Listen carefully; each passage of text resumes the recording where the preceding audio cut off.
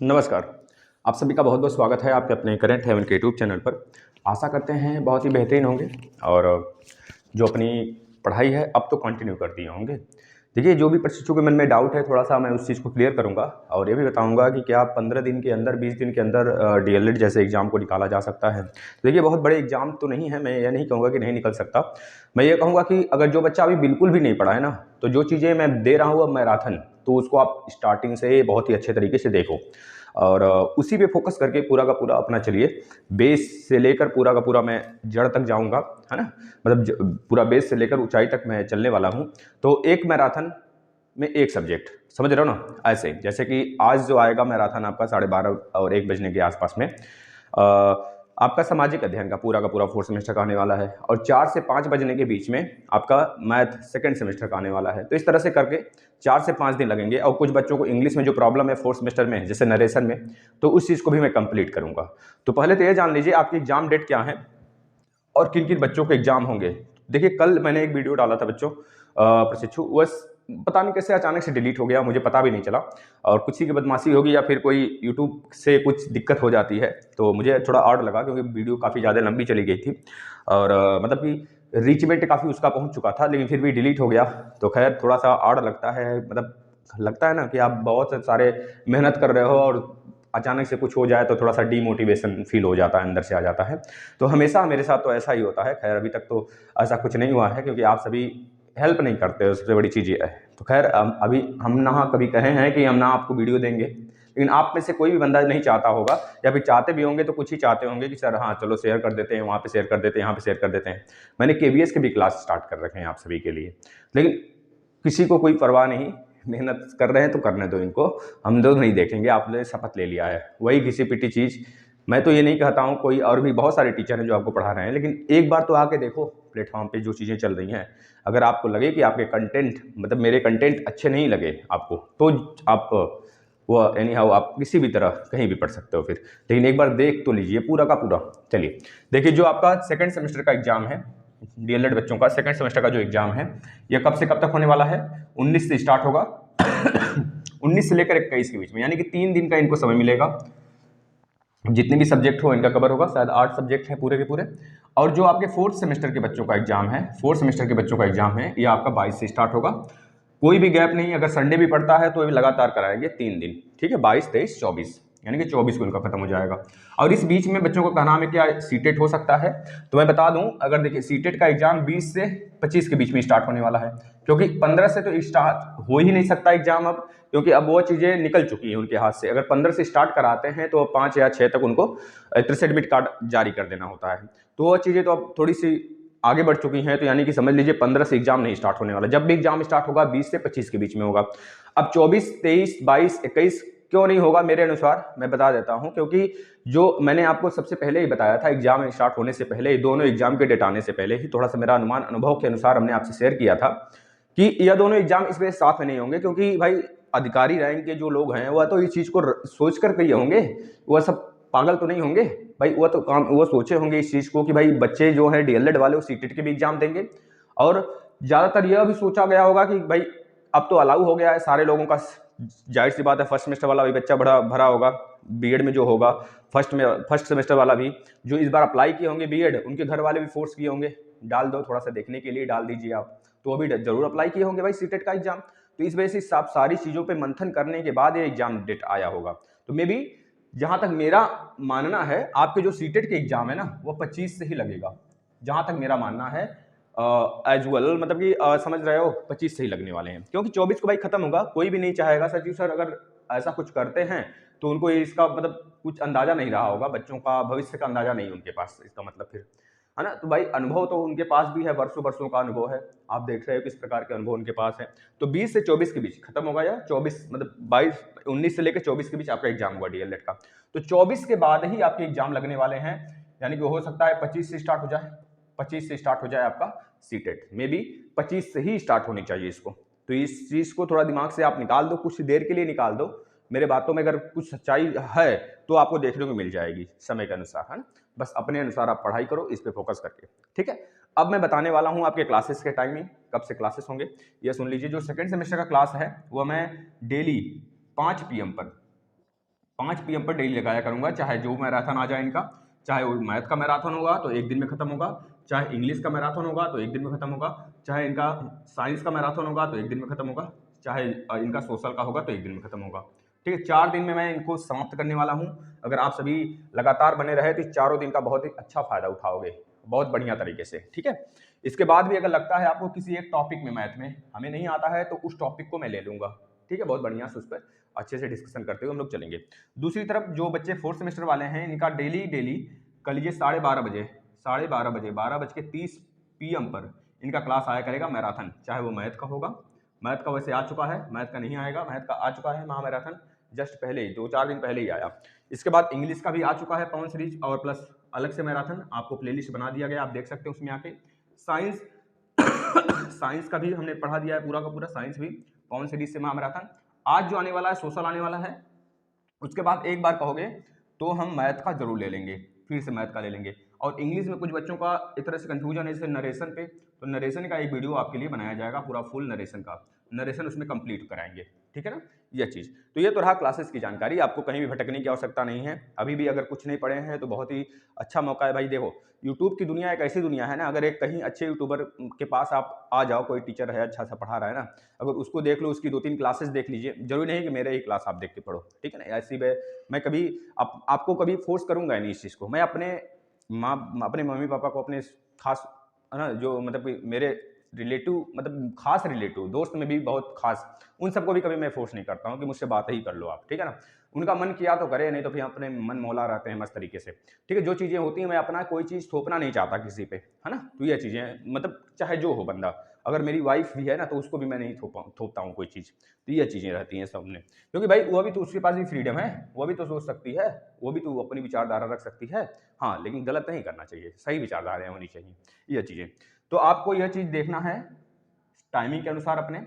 और अगर अगर अभी भी आपको कुछ कंफ्यूजन है तो आ जाइए प्लेलिस्ट में, आपको सारे के सारे जो क्लासेस यहाँ पर बोले हैं ना हम, सारे क्लासेस मिल जाएंगे। बस सेकंड सेमेस्टर का, जो सेकंड सेमेस्टर का है इंग्लिश और साइंस और सोशल, इसका छोड़कर मैथ केवल मिलेगा इसका, और 4th सेमेस्टर के लिए सारे मिल जाएंगे। आप आकर प्लेलिस्ट में देखिए तो आप ये चीज़ देख पाओगे। अब दूसरी तरफ मैं चलता हूँ, क्या 15 दिन में निकल सकता है भाई? बिल्कुल निकाला जा सकता है, बहुत बड़ा एग्जाम नहीं है यह, 15 दिन में नहीं निकाल सकते आप, आराम से क्लियर करोगे बहुत बढ़िया से। बस अब जाकर ना आप थोड़ा सा एक टाइमिंग फिक्स कर लो कि मैं इस समय केवल सीटेट का पढ़ाई करूंगा और इस समय केवल मैं डीएलएड का पढ़ाई करूंगा।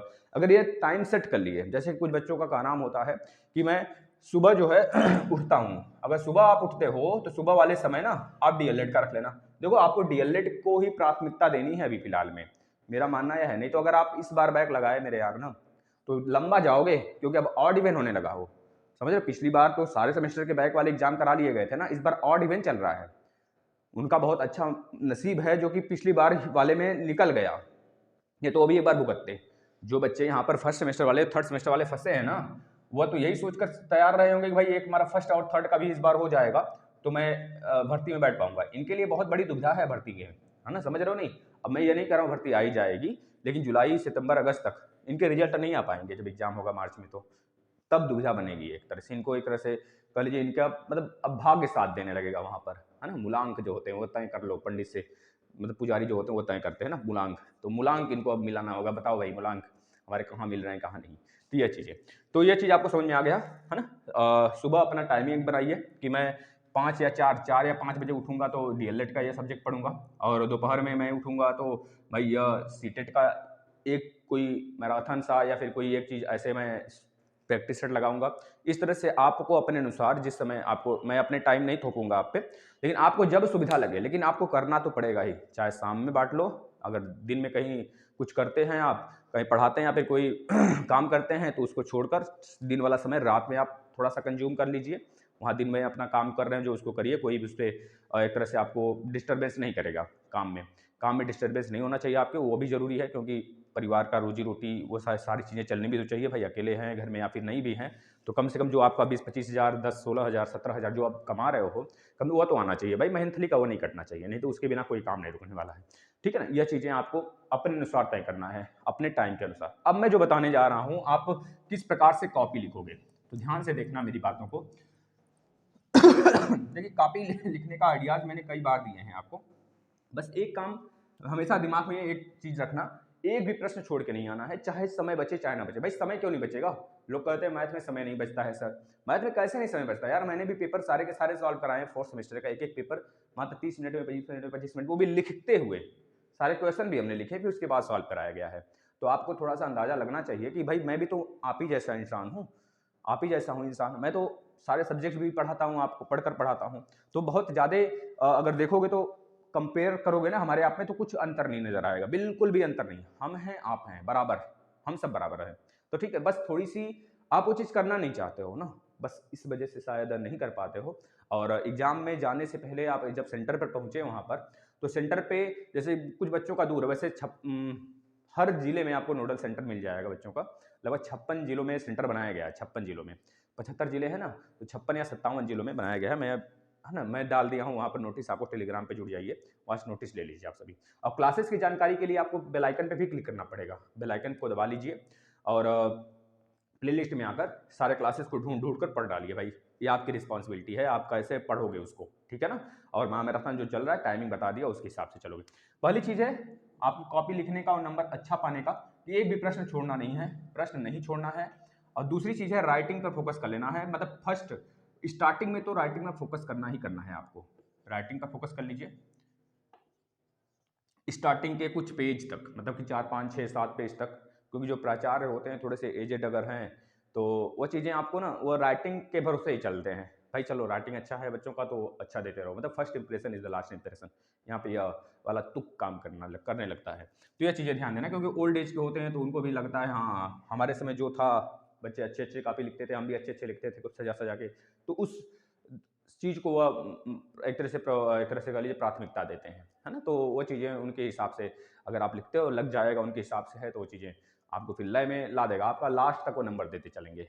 ठीक, अगर सारे प्रश्न आप डील करते हो, गलत भी प्रश्न है तो उस पर भी 1 नंबर है, अगर 2 नंबर का है प्रश्न तो हो सकता है आधे नंबर 1 नंबर दे दें, और बाद में जोड़ने पर जो आप 1 नंबर से फेल होते थे उसी की वजह से पास हो जाओ। तो इस वजह से एक भी प्रश्न छोड़ना नहीं हमें, यह चीज़ें आपने गांठ बांध के रखना है, बहुत ही अच्छे तरीके से आप पास हो जाओगे। देखो भाई ये बहुत बड़ा एग्जाम नहीं है, आराम से बहुत छोटे से लेवल का एग्जाम है, आप जाओगे। बस इस बात का डर रहता है बच्चों को कि बैक लग जाता है बहुत ज़्यादा पढ़ने के बाद भी, तो उसमें कुछ ट्रिक कुछ तुक भिड़ा दो जिससे कि वो बैक लगा ही ना सके, उनकी हिम्मत ही ना हो कि इस पर 1 नंबर ना दें आप। तो राइटिंग पे फोकस कर लेना, 2 चीज़, चांदी जैसा, मोती जैसा नहीं बोलेंगे भाई, सोने जैसा लिखना भाई, है ना, हीरे जैसा अच्छा लिख लेना। चलो हीरे जैसी राइटिंग होनी चाहिए। और दूसरी तरफ आपका सारे के सारे पेपर में सारे के सारे क्वेश्चन जो है वो अटेम्प्ट होने चाहिए, इस चीज़ को दिमाग में रखना है, ठीक है ना। हीरे जैसे राइटिंग भाई मैं लिख देता हूँ, हीरे जैसे राइटिंग होनी चाहिए, हीरे जैसा, diamond, diamond is gold, gold is, मैं क्या कहते हैं भाई उसमें साबुन एक आता है ना, तो इस तरह से मजे लेकर पढ़ाई करो भाई। दूसरी तरफ जो आपको आता है सबसे पहले उसको मतलब अपने कॉपी में लिखना स्टार्ट करो। यह चीज़ें भी सभी को पता है, सब चीज़ आप फॉलो करते हो, मुझसे कहते भी हो तो आप सभी कि मैंने सब चीज़ सर आपका फॉलो किया फिर भी बैक लग गया। भाई फिर भी कैसे बैक लग गया? शायद आपने कुछ जरूर मिस्टेक किया होगा। अगर बैक लग गया तो फिर आपको, जब आपके पास इतने कॉन्फिडेंस था तो कॉपी निकलाए होते हाई कोर्ट में जाके, उनकी कटिया कड़ी बिस्तरा गोल हुआ होता। लेकिन आप ऐसा भी नहीं किए क्योंकि आपके अंदर कॉन्फिडेंस ही नहीं है, तो क्या कर सकते हो भाई। तो ये चीज़ें तीसरी, जो बच्चे के पास होता है ना वो निकलवा कर चेक करवाता है, वो पास भी हो जाता है, ठीक है। तीसरी चीज समझ में आ गया आपको क्या करने हैं, आपको जो प्रश्न पहले आएंगे उसको लिखने हैं। और चौथा चीज मस्ट है भाई, जो चीज नहीं आ रहा है ना उसको लास्ट में लिखो, ले जाके लास्ट में लिखो। और राइट यह मत करना उसको ऐसे ही फेंक दो, कुछ भी लिख दो उसमें नहीं, थोड़े से रिलेटिव चीजों को लिख कर लास्ट में ले जाकर अच्छे से थोड़ा लिखना है। और मैथ में जो क्वेश्चन नहीं आएंगे ना, ये चीज दिमाग में रख लेना, मैथ में जो प्रश्न नहीं आएंगे बहुत बढ़िया से उसको यहाँ पे लिखना। मैं आपको चीटिंग करने का तरीका नहीं, मैं पास होने का तरीका बता रहा हूँ। कुछ बच्चों को लगता है कि मैं एमसीक्यू कर लिया, एक एक नंबर वाला कर लिया तो पास हो जाऊंगा। मान लीजिए आपने अच्छे से किया है, बिल्कुल भी कटपिट नहीं किया है, संज्ञान में अपने बहुत ही अच्छे से आप 11 नंबर करके आए हैं, अब यहाँ पर आकर बोल रहे हैं सर मैं 11 नंबर का किया था सर मेरा बैक लग गया, कैसे लग गया सर, ऐसे वैसे, मतलब हमको भी आप उसी में लपेटे पड़े हो और खुद तो लपेटे हुई हो और टीचर को भी लपेट रहे हो, ससुरा कैसा चेक करता है काफी, है ना। इस प्रकार से चीजें नहीं आनी चाहिए दिमाग में। आपको क्या करना है, जो चीजें आ रही हैं पहले उसको डील करोगे, डील करने के बाद जो नहीं आ रही है उसको बहुत बढ़िया से सजा के लिखना है। यह चीजें थोड़ी दिमाग में रखकर लेके चलेंगे। और बीएड में डीएलएड में इस समय बहुत अच्छा है इस नंबर उठाने का, यही सब तुक है जो मैंने किया है। और जहाँ तक कि मैंने बीटेक में भी यह काम अपने किया हुआ है ना, तो बीटेक में भी मैंने यह काम किया था जब फर्स्ट सेमेस्टर में था, है ना। तो फर्स्ट सेमेस्टर में थोड़े से हिंदी मीडियम से डायरेक्ट इंग्लिश मीडियम में जाना था, तो वो चीज़ें वहाँ पर थोड़ी सी तुक काम कर गया। तुक क्या, मेरे अंदर ये क्वालिटी थी, मेरी राइटिंग बहुत अच्छी नहीं है, बिल्कुल भी फुअर राइटिंग है, लेकिन फिर भी 75 से नीचे तो किसी भी नहीं, इंटर में नहीं, नहीं हाई स्कूल में नहीं, हाँ बीटेक में नहीं, बीएड में, इन सब में नहीं, अब एमएससी भी। ये चीज़ें अपने थोड़ा दिमाग में रख लेना बेटा ना। बस अब यही सारी चीज़ें थी। अब जिसको भी लग रहा है कि बहुत डर लग रहा है ये चीज़ें, तो डरते रहें, क्योंकि डर के आगे जीत है भाई। ड्यू मत पीना, थोड़ी सी चाय पी लेना, क्योंकि ठंडी का समय है ना। लस्सी भी मत पीना भाई, जो कुछ लोग कहते हैं लस्सी पी लेंगे तो काम हो जाएगा, सर लस्सी नहीं पीना है, लस्सी से दिमाग जम जाएगा, फिर दिक्कत करेगा वहाँ पर, ठीक है ना।